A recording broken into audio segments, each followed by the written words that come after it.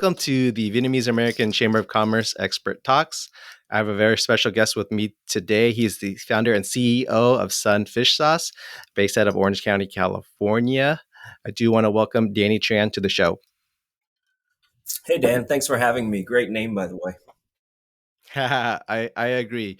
I'm very excited to have you on the show because as you and I were both about the same age, we grew up. Fish sauce was kind of ubiquitous, but now you've taken your brand and now is the premier premium fish sauce. But before we kind of get into your journey as a business owner and entrepreneur, can you share a little bit about where you're from and how you grew up?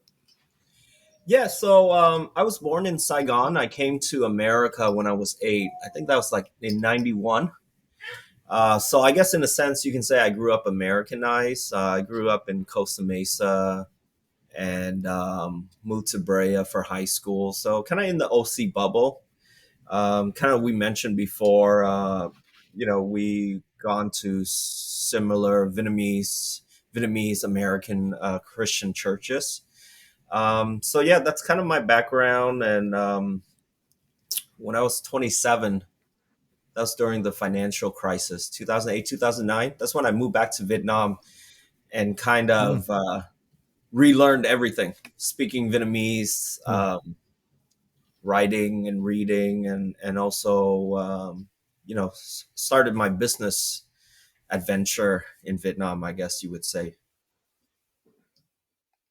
Okay. Now, was what happened in 2007 kind of affected you and caused you to kind of reset and go back to Vietnam? Yeah, so I was a business banker, and then I was also Mm. doing real estate as an account executive. And obviously, during the recession, the real estate it it was kind of a mini reset for a lot of people, I guess. And we Mhm. had a lot of friends that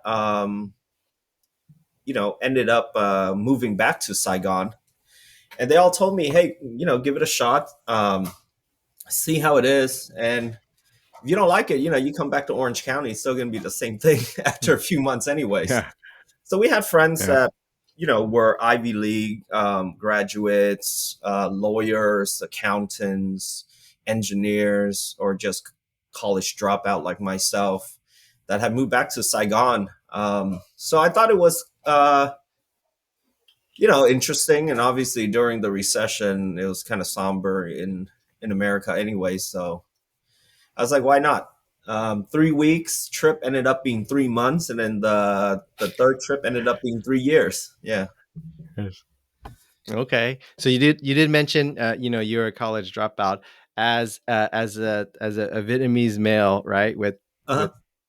immigrant parents. How Uh-huh. did they take you dropping out of college? I think it was worse because I only have one semester left. Yeah. I actually only had one semester left, but I think I kind of made up for it when the school actually invited me back to speak for their one of their Mhm. business courses. So I went to Cal State Fullerton. Uh, Mhm. so yeah, I guess my parents wanted me to finish college, especially how close I was to finishing college. In a sense, I wanted to as well, but I guess Mhm. sometimes you can say life just kind of takes over, and sometimes you kind of have to float. What is it? Float where the wind breezes, I Really? guess. Sure, sure. Well, hopefully one day you'll get invited back as a commencement speaker, and then you can get your honorary degree from Cal State Fullerton. Yeah, But that. fantastic school, gr- great business program there, and so no coincidence that you got invited back as a speaker. So you were in banking, you were in real estate. What motivated you to pursue fish sauce out of all things? So for me, fish sauce is in food and beverage industry, obviously. Mhm, mhm, And as I mentioned before, when I moved back to Vietnam, I was looking for corporate jobs in banking, or either banking or real estate. And they knew that us expats were happy in Vietnam, so they know they can lowball us. I think I was offered like 750 a month 10 years ago, 750 a month is definitely doable. You live in the countryside, but not in Saigon. You're out and Hmm. about partying or just, living the city life. And during that time, I was really craving for boiling crab. And they didn't have any Hmm. Cajun or crawfish restaurants Yeah. in Saigon. And as Cajun crawfish is a Vit Cajun style that came from Texas. But I think that when boiling crab first opened in Orange County, that's really when the whole trend and wave started happening nationally. And I thought, how hard could it be to open a restaurant? And plus, I'm just boiling seafood and making some butter, garlic, Cajun sauces, thrown in a bag. How hard could it be, right? Famous last words. So we ended up being the first to, import in Cajun spices, crawfish, and really doing a real Cajun style spot. And so because I was, a quote unquote chef slash restaurant owner, I paid attention more to food and beverage. And I Hmm. was reading GQ magazine one day, and they asked all the famous chefs in America what their secret ingredient was. Now they asked everybody across the board: Asians, Hispanic, whites, African Americans, everybody across the board, and they all said fish sauce. So I thought that was interesting, and I turned to my girlfriend, who's my wife now, and I was like, "Hey, doesn't your family make fish sauce?" And she's like, "Yeah, but we do it the traditional artisanal way. It's not like we're just um, mixing chemicals and extracts and stuff like all the commercial brands do. It actually we use real fish, and it takes us a year to make it." And I agreed with her, but I also felt like with the foodie revolution and with people like Anthony Bourdain or Andrew Zimmern, kind of opening Americans' eyes to Hmm. how things are really meant to be made or produced or cooked. Um, and then plus, I also felt like as Vietnamese living abroad, we've been living in America and other countries for 30, 40 years, and we should have products that we can be proud of. Um, we're a similar generation, so I kind of grew up during the Fubu generation. That brand Fubu. Hmm. For Yep. us, by us. So that's kind of the mentality I Hmm. had. And from learning more about my wife's family's history, heritage, and culture, and how everything got started, how everything's going, I was inspired to bring this product to the shelves, for us Vietnamese as well as Americans. Uh, because I felt like most of the Asian products we see is either from Thailand or China. Now it's no fault of their Hmm. own. Back then, we were just happy to have anything Asian related after coming over, right? So, but Hmm. moving forward, we are becoming an economic tiger in our own right with Vietnam, and with something like that, I felt like we should have products that mirror this economic growth that Vietnam's happening, Hmm. and also kind of show Vietnamese abroad, like, hey, the Vietnam or remember or think it's completely different than the Vietnam now. Hmm. Yeah, so that's kind of some of the ideas behind it. Okay. So, you wanted to open the Cajun seafood restaurant. You got into uh, fish sauce, with still kind of food and beverage. Um, what were some of the challenges? Because they were kind of making it the traditional way, right? Which is still constrained by the traditional methods of making, which turns out a good product, but maybe necessarily doesn't make as much of the product as some of those other commercial, you know, fish stocks using extracts. So what were some of the challenges you encountered on the way, really going from that homemade style, artisanal style, to Mhm. really bringing to the masses? Yeah, I think a lot of it has to do with education, but also a lot of it Mm-hmm. also have to do with culturally.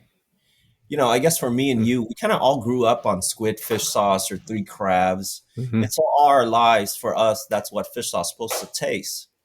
I always make this fun analogy. In Vietnam, the most popular burger chain is actually Burger King, not Hmm. McDonald's. McDonald's is there, KFC is there, but in terms of Burger King is number one. And a lot of people in Vietnam would ask me, "Oh, Burger King is so good. How does it taste in America?" And I always jokingly kind of say, top 10 burger spots in America, Burger King's number 11. No, nobody really eats Burger King, Yeah. but If you don't have to. yeah, yeah. And is that when they come here for vacation or to visit or to even live, and they try places like In and Out or they try like a local diner burger, it might be a little too much flavor for them because they're kind of used to just Hmm. watered down commercial versions. And so Hmm. that was the same obstacle we ran into when we launched this fish sauce, because everybody's been used to the commercial brand for 30, 40, 50 years. They no Hmm. longer know what real fish sauce tastes like or never even had the chance to try real fish sauce. So, Hmm. it took some education process, but when people start to realize quality over quantity, you know, having and also having the economic power to afford more quality, healthier products, Hmm. we felt like that was a worthwhile hurdle to get over.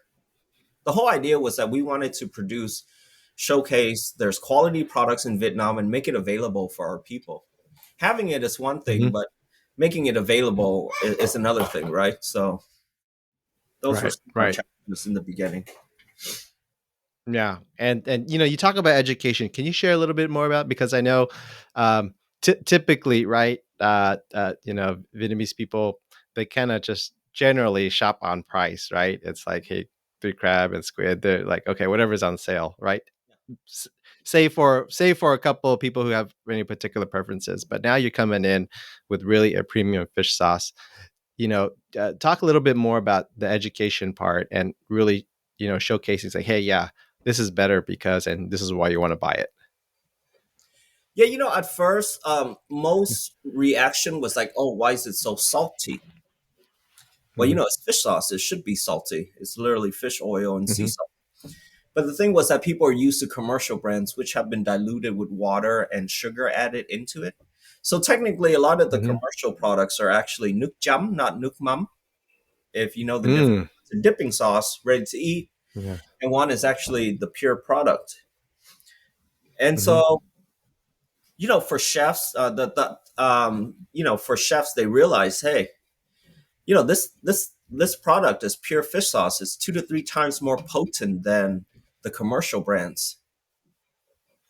I either use less of it, or if I like the viscosity, I just dilute it out with water.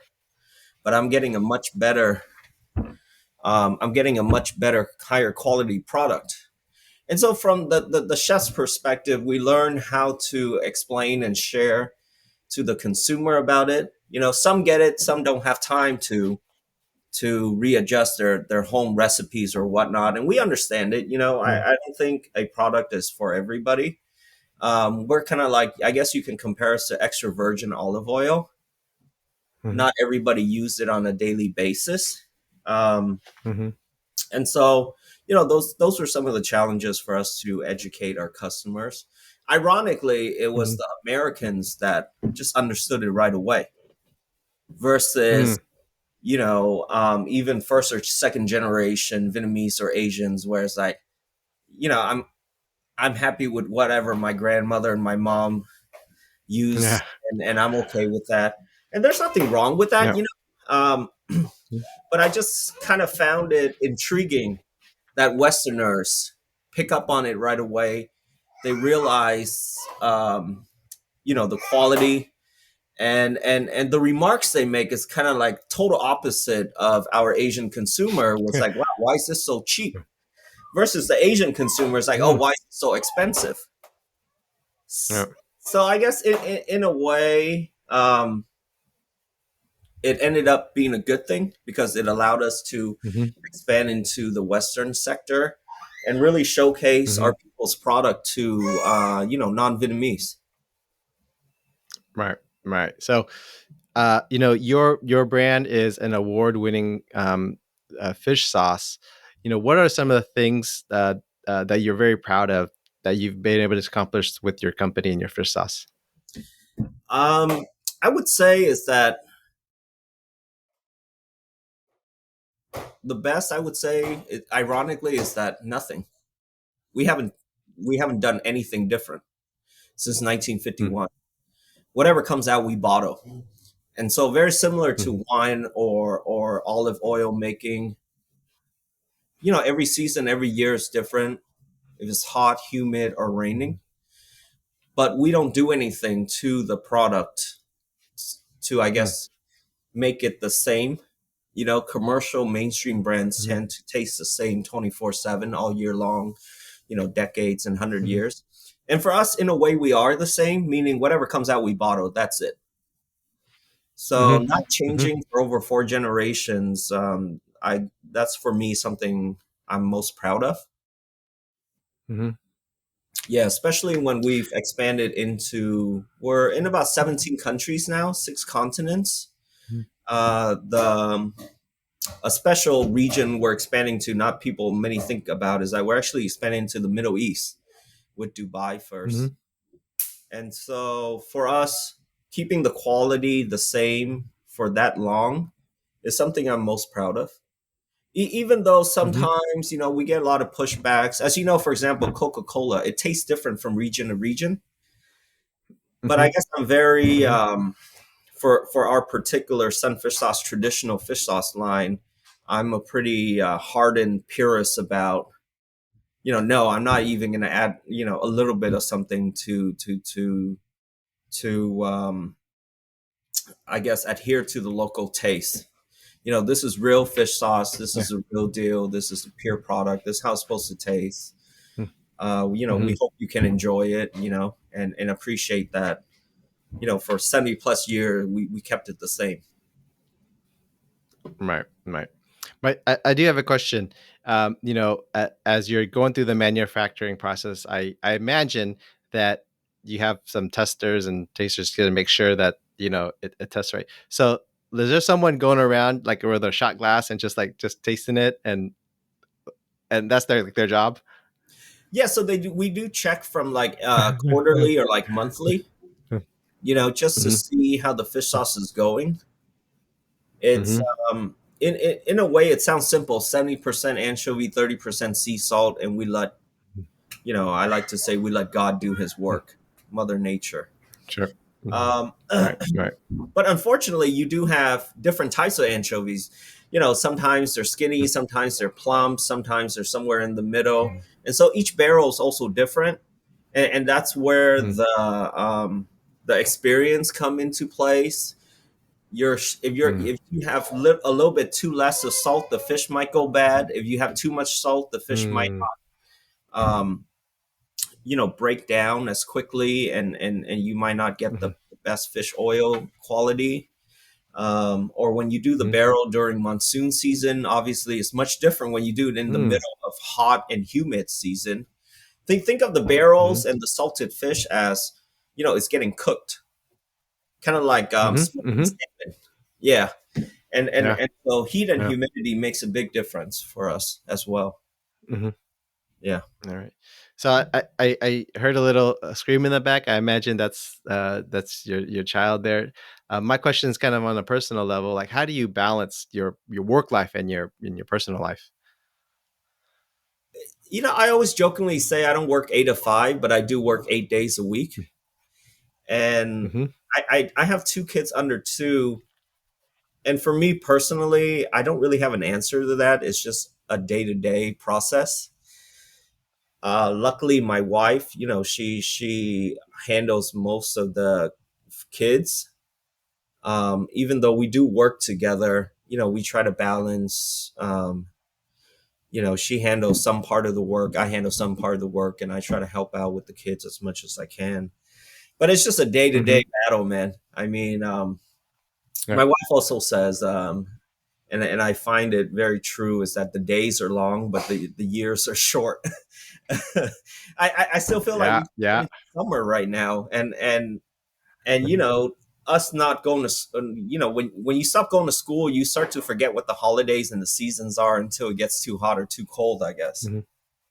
Yep. Yep. Yeah. Yep. I gave that exact quote to a friend of mine who's about to become a new dad next month. Uh-huh. And so, I thought it was that's totally true. That statement is totally on point. Um, my next question is about staying connected with your Vietnamese, heritage and culture. Obviously, you moved here when you're 8. You moved back to Vietnam about 20 years later. You're in the fish sauce industry, so you're still kind of connected than most people.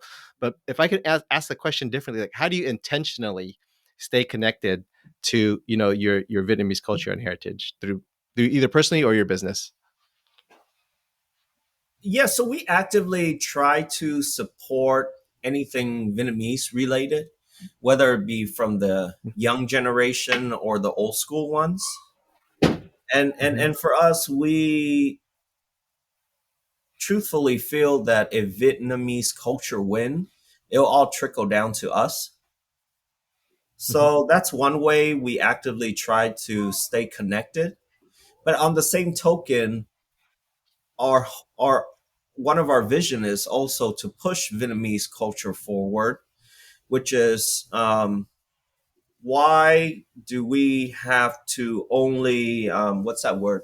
Um, why do we only have to shoot brain freeze? Why do we also only have to teach or empower our own community? As Vietnamese, Mm-hmm. we bring so much to the table. We can teach and empower other ethnicities as well.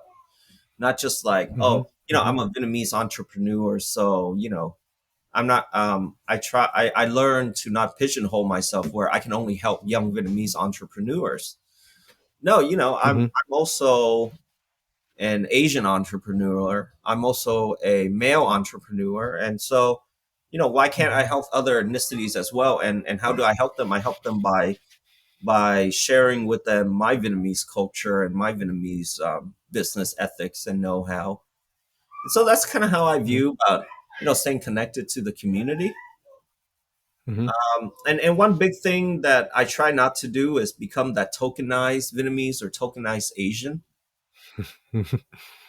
I guess because I come from the FUBU generation, it's more like, no, I don't feel like I deserve it. I feel like if I want it, I can take it, and I'll do whatever it takes to have it.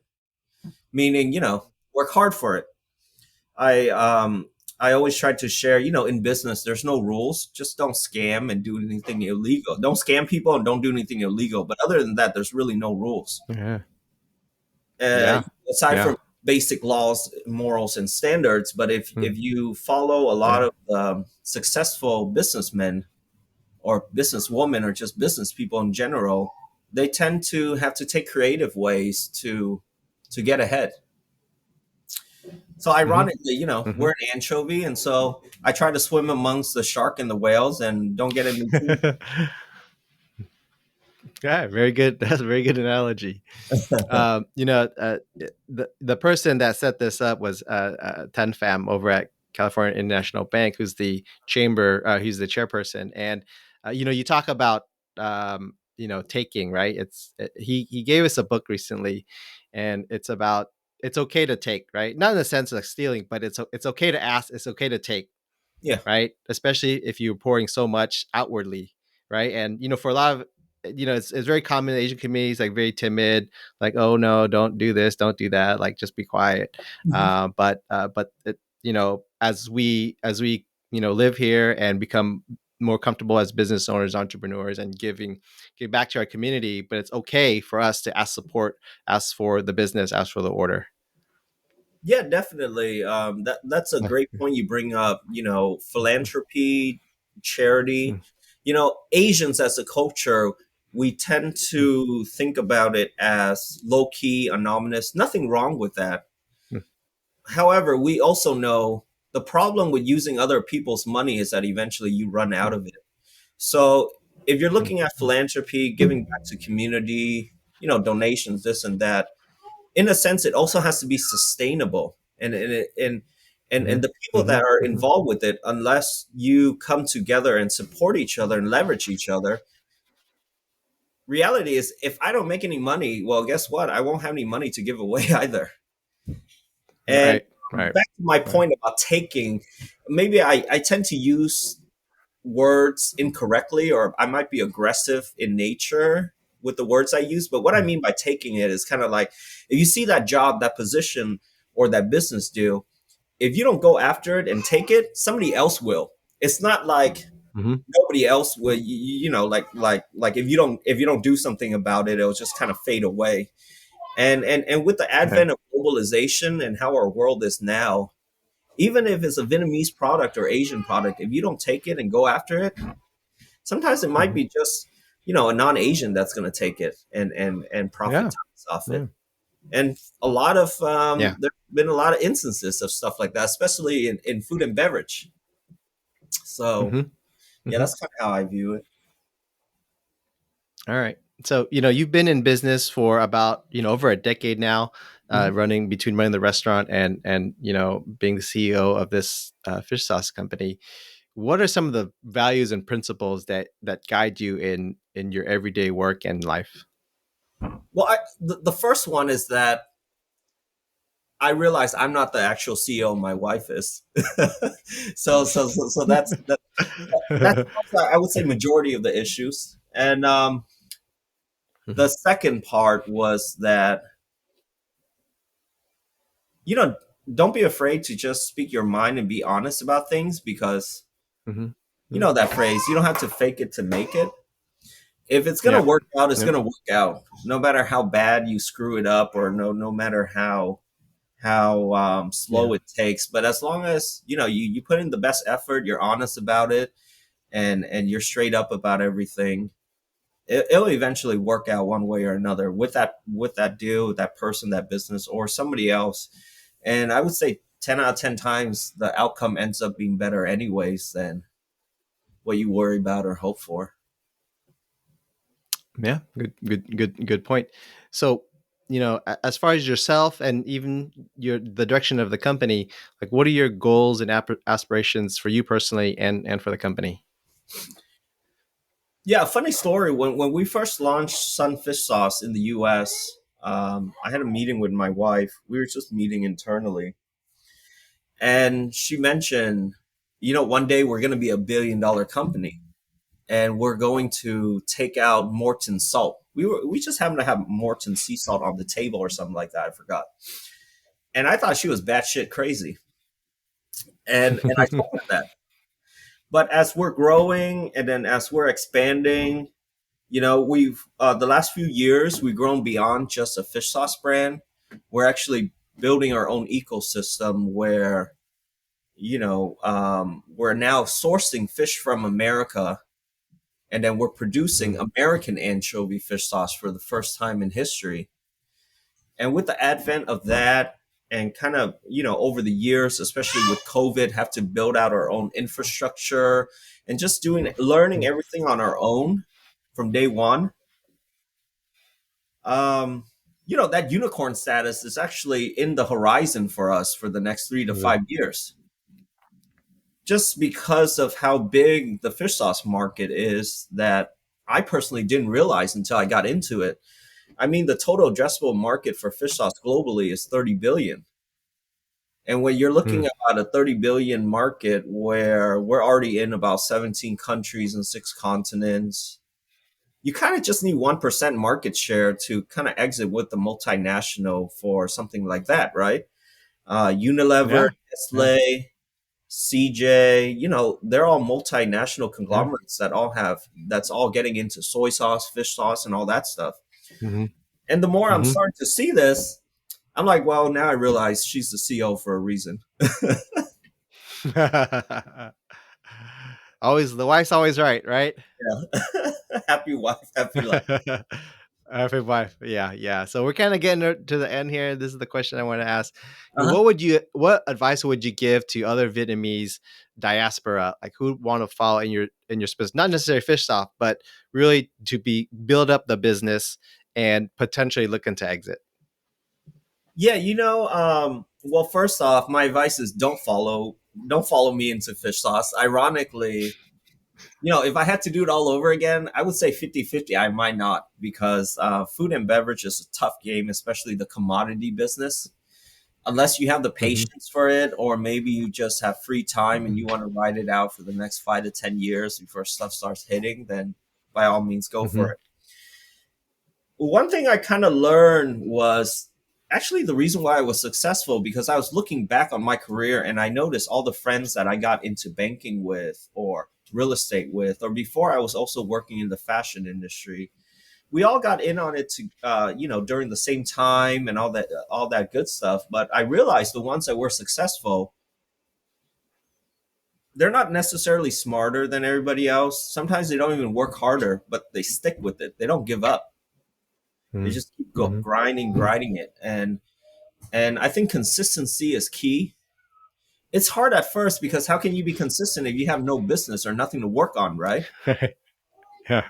I mean, Yeah. it's tiresome, and it's defeating to for people to say no to you all the time. All right. I just feel like if you constantly grind it, it's kind of like that picture of the person giving up when they're like 1 inch away from diamond, and then the other one is way behind. Yep. They keep picking. Yeah. Hmm. And so Hmm. that would be my only advice. Just keep going at it if you really believe in it. Uh, it's I think that's more important than even being the hardest worker, the smartest worker in the room, or the most talented worker. And and secondly, I feel like with our generation or even the younger ones, we have so much power at our fingertips that we don't realize. Hmm. It's ironic that social media makes you feel like a nobody, because you only see highlights, you Hmm. don't see reality. But it's also that same Hmm. technology that will give you access to somebody across the world, or somebody in the same field that you aspire to be. So Hmm. for me, how I was able to really carve out a niche for our business was that, our generation, we use Yahoo, and then we quickly realized Google was a better search engine. And then I slowly started to learn, hey, Yeah. if I want to meet somebody or talk to somebody, put in their names or put in their position, and tag the word LinkedIn, and then it pops up. Hmm. So Yeah. those are some of the Yeah. things I think that can be beneficial for people that want to get into business or just any sector. But lastly, I also realize is that, it doesn't matter if you're a teacher, a doctor, a lawyer, or a businessman. Reality is, if you strive to be that top 1%, the difference between those two people is literally if they have a business mindset or not. I don't know. That's just my personal view. So, even if you're in those other professions, the ones that really are the 1%, they tend to be more business minded. And it seems like everything's for sale in this Hmm. world anyway. So, Right, right. I mean, in one sense, we're all salespeople, yeah, regardless of what profession in, right? Like, I gotta convince my kids to eat their vegetables, right? That's like the hardest sale I ever gotta make. Like, and I gotta do that every night. And talk about no's getting rejected every day, yep, right? yep. So, but no, I can, appreciate it's that, appreciate your time here. Thank you, again, for sharing your insights, and for, not just for the Vietnamese community, for the entrepreneur community, and congratulations on all your success. We look forward to seeing you on Forbes as the next Vietnamese billionaire when you exit Sunfish Sauce, if it's there, right? Thank you. If not, it's okay too. I say to the moon, and you land Yeah, on yeah, Mount Everest or something. It's still yeah, good enough. yeah. Still a blessing. Yeah. Yeah, yeah, yeah. Before we sign off, 6 continents. My understanding is there's actually only 7 continents. Uh-huh. So So the last one you got to conquer is Antarctica. So it's a promotional stunt. Go find the next person who's going to Antarctica. Give them a sunfish bottle, and then say you've been on 7 continents. Like it, for the most people, if they're looking, like, they hear this story, hey, I haven't had sunfish sauce yet. Maybe I want to pick up all. Where's might be the best place for them to pick up a bottle. Yeah, maybe just Google. We're on Say We, we're on Mhm, Yummy Buy, we're on Amazon. Um, our webpage also show locations of Whole Foods. We're in most Asian mhm, supermarkets, as well as the bigger Asian chains like 99 or H Mart. So we're in a little bit of everywhere. Um, I guess the best is, you're always welcome to contact us if you don't really see a close by location. Yeah. So Okay. Yeah. We'll put your contact information in kind of the show notes, and so if they can't find anything, hopefully they can reach out to you. Thanks again for hanging out with us. Thank you so much for sharing your words of wisdom, and hopefully we can talk again soon. all right, thanks, Dan.